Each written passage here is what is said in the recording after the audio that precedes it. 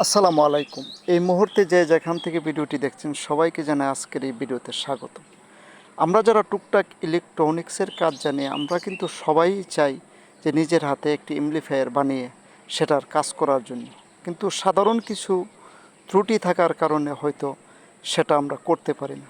কিন্তু এই ভিডিওটি দেখলে আশা করি আপনারা ছোটোখাটো একটি এমপ্লিফায়ার নিজে নিজেই সেটার কাজ করতে পারবেন। তো দেখতে থাকুন আজকের এই ভিডিওটি। আমি সর্বপ্রথম এমপ্লিফায়ারের যে কাজটি করতেছি সেটা হচ্ছে একটি এসি কোডের সংযোগটা আগে দিচ্ছি। তো অবশ্যই আপনারা এসি কোডটি সংযোগ দেওয়ার পূর্বে এসি কোডের যেই কেবলটি আছে সেটি একটু ভালো মানের কেবল নেওয়ার চেষ্টা করবেন। আমি ভালো মানের একটি কেবল নিয়েছি, 23 সিওতের একটি কেবল নিয়েছি। তো এসি কোডের সংযোগটি আমি এখন দিতেছি।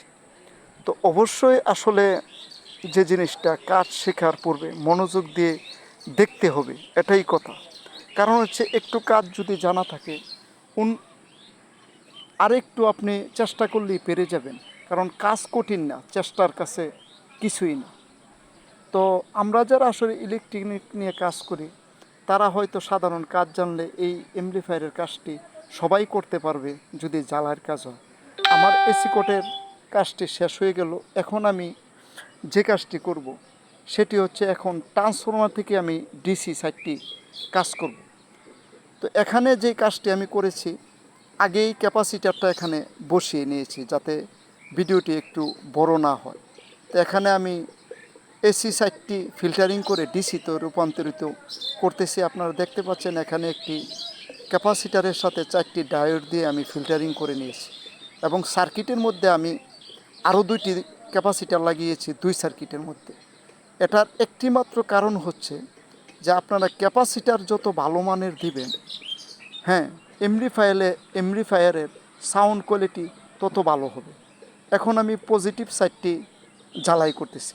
পজিটিভ সাইডটি জ্বালাই করে আমি এমপ্লিফায়ারের প্লাসে এবং নেগেটিভ সাইডটি জ্বালাই করে আমি এমপ্লিফায়ারের নেগেটিভ সাইডে দিয়ে দেব। তো অবশ্যই জ্বালাই করার পূর্বে সবসময় একটু রাং ভরিয়ে নেবেন এবং ধীর স্থিরে আপনারা কাজ করবেন, এতে কাজ সুন্দর হবে। হয়তো আমি একটু কাজ করতে একটু সমস্যা হচ্ছে কারণ ভিডিও করতেছি, তো সেজন্য হয়তো একটু অসুন্দর দেখা যেতে পারে।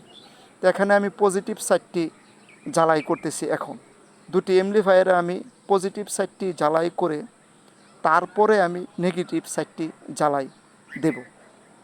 এখানে দেখতে পাচ্ছেন হলুদ তারটি হচ্ছে পজিটিভ। এখন যে সবুজ তারটি আমি জ্বালাই করতেছি এমপ্লিফায়ারে, এটি হচ্ছে নেগেটিভ সাইড। তো নেগেটিভ সাইডটি জ্বালাই হয়ে যাওয়ার পরে আমরা অন্য সাইটে কাজ করব।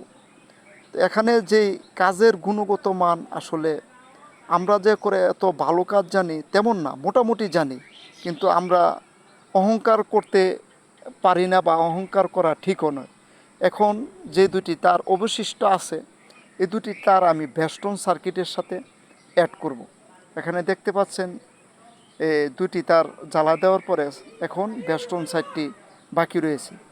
এখন আমরা কাজ করব স্পিকারের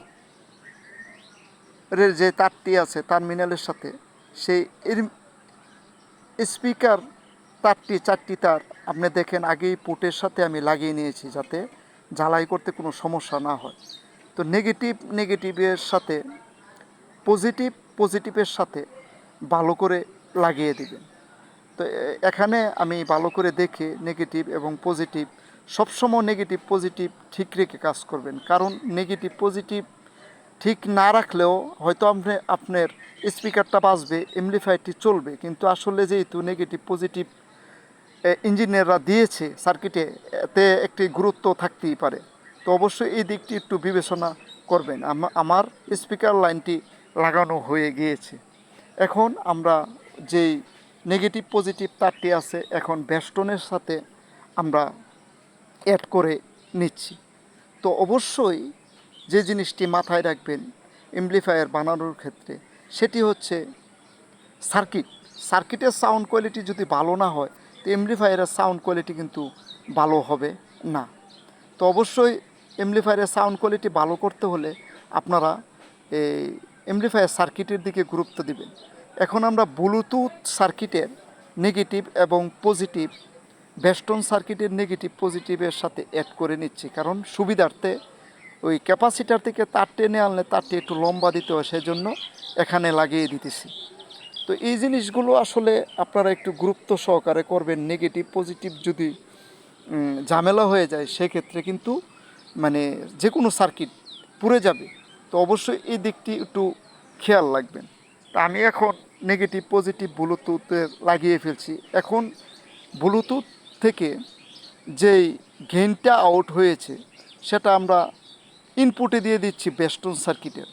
তো অবশ্যই একটি হচ্ছে গ্রাউন্ড আর হচ্ছে এল আর আর দুটি সাইড লাগিয়ে নিলাম। তো এখন যে কাজটি করব আমরা ব্লুটুথ এই বেস্টন সার্কিট থেকে যেই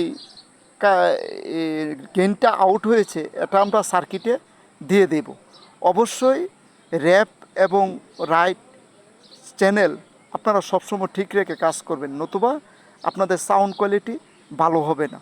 এবং এখানে যে কেবলগুলো ব্যবহার করবেন সেই কেবলগুলো একটু ভালো মানের চিকুনের মধ্যে নেওয়ার চেষ্টা করবেন। এতে কি হবে, আপনাদের সাউন্ড কোয়ালিটিটি ভালো হবে, নতুবা নয়েজ হওয়ার সম্ভাবনা থাকে বেশি। অবশ্যই আপনারা সার্কিটের সাথে মিল রেখে ট্রান্সফরমার সেট করবেন।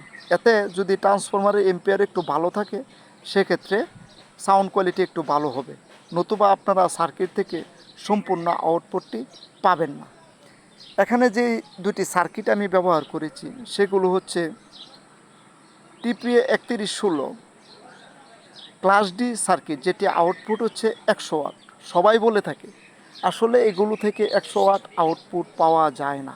তো একটি রুমের জন্য যদি 50% আউটপুটও পাওয়া যায় সেক্ষেত্রে 50 + 50 ওয়াট 100 ওয়াট আউটপুটে একটা রুম ভালোভাবে কাভারেজ হয়।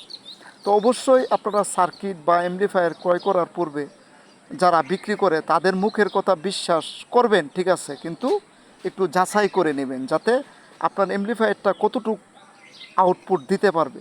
এখানে আমি বলতে পারতাম যে দুটি সার্কিটে 100 watt plus 100 watt 200 watt output দেবে, কিন্তু না, আমি এটি পরীক্ষা নিরীক্ষা করে দেখেছি 50 ওয়াটের উপরে আউটপুট এটি থেকে পাওয়া কিছুতেই সম্ভব না।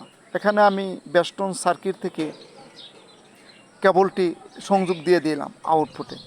আমাদের যে অ্যামপ্লিফায়ারের কাজটি প্রায় শেষ পর্যায়ে।